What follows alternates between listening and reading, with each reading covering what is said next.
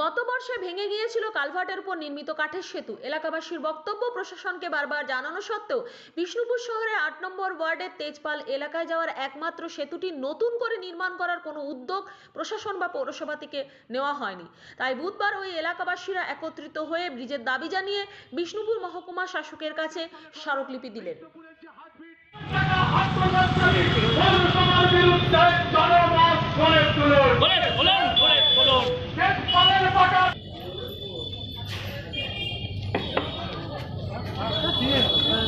বন্ধুগণ,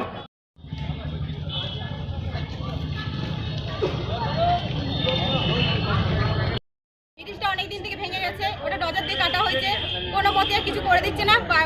মাটি দিয়ে বলেছিল এটা রাস্তা করে দেবো, আমাদের ব্রিজটা হচ্ছে না। এতে যমুনার জল বেরোনো হচ্ছে, জল এসে বাঁধ এসে দল আর করে সব বাড়ি আমাদের দেয়াল ফেলে দিয়েছে। অনেক কষ্ট হয়েছে, অসুবিধা হয়েছে। তো মানুষ কোনোদিনের সাহায্য এদিকে সবই বেরাচ্ছে, মোটর সাইকেল সবাই, মানে রাস্তাঘাটে এই রাস্তাটাই আমাদের যাওয়া হয়, স্টেশন আরে সব কিছু, বাজারঘাট সব দিকে এদিকে হচ্ছে, কলেজ স্কুল প্রাইভেট সব কিছু এই রাস্তাটা কোনো মতে কিছু করে দিচ্ছে না। তো এটা ব্যবস্থা নেওয়া হচ্ছে, কিছু বলছে ব্যবস্থা করে দিচ্ছে না। তো এটা আমরা এই জন্য এসেছি যে এই ব্রিজের জন্য তারা টাঙাফুল করে দেয়। কাউন্সিলরকে আগে বলা হয়েছে? হ্যাঁ, কাউন্সিলরকে বলা হয়েছে, অনেকে বলা হয়েছে, কেউ কিছু হচ্ছে না, বলছে মাটি দিয়ে পিটানো হবে, তারপর রাস্তা করা হবে। রাস্তার কিছু মতেই করে দিচ্ছে না। তো এই তেজপালের যা সমস্যা, এই সমস্যা নিয়ে এসডিও সাহেবের কাছে ডেপুটেশন দিয়েছিলাম। আমরা পৌরসভাতে ডেপুটেশন দিয়েছিলাম, কিন্তু বিষ্ণুপুর মহকুমা শাসক যখন ঘটনা ঘটেছিল তখন এই এসডিও অফিস থেকে একজন ম্যাজিস্ট্রেটকে পাঠিয়েছিল পরিদর্শনে। তারপর থেকে কোনো রকম তিনি আর কোনো যোগাযোগ রাখেননি, কোনো কাজ করেননি। বিষ্ণুপুর পৌরসভা কোনো যোগাযোগ রাখেননি।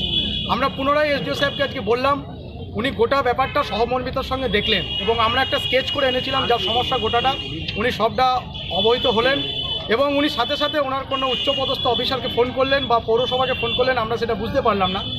তিনি ফোনে যা বললেন যে এমন একটা পরিস্থিতি হয়ে রয়েছে, যে কোনো সময় এখানে কোনো বিপদ ঘটতে পারে, অবিলম্বে এখানে টানা ব্রিজ করার জন্য যা ব্যবস্থা নেওয়ার তাটা নিতে হবে। এবং আমরা বললাম যে মুখে তো প্রতিবারই আপনারা বলছেন যে একটা ব্যবস্থা নিতে হবে, বছরের পর বছর এটা চলে যাচ্ছে। আমরা জানি একটা সময় বামপন্থী এখানে আমাদের যে এমপি ছিলেন সন্ধ্যা বাউরি, সেই সময়কার এখানকার এটা ব্যবস্থা হয়েছিল, গ্রাম মানুষ যা বললেন আর কি। তারপর থেকে ব্রিজ নিয়ে কেউ কোনো রকম কথাবার্তা বলেনি, কিন্তু এসডিও সাহেব বললেন যে আমি আপনাদের কথা দিচ্ছি এই ব্রিজ হবে, আমরা আপ্রাণ চেষ্টা করব। কিন্তু আমরা ওনার মুখের কথাতে বিশ্বাস করতে পারছি না। আমরা বললাম যে দেখুন, বিষ্ণুপুর মেলা নিয়ে আপনারা প্রত্যেকেই ব্যস্ত থাকবেন। আমরা জানুয়ারি মাসের ফার্স্ট উইকে আপনাদের কাছে আসব, কি হলো আমাদের ডিটেলস জানাতে হবে, নাহলে কিন্তু আমরা শুধু তেজপালবাসী নয়, গোটা বিষ্ণুপুরের মানুষকে নিয়ে বৃহত্তর আন্দোলনে আমরা যেতে বাধ্য হব।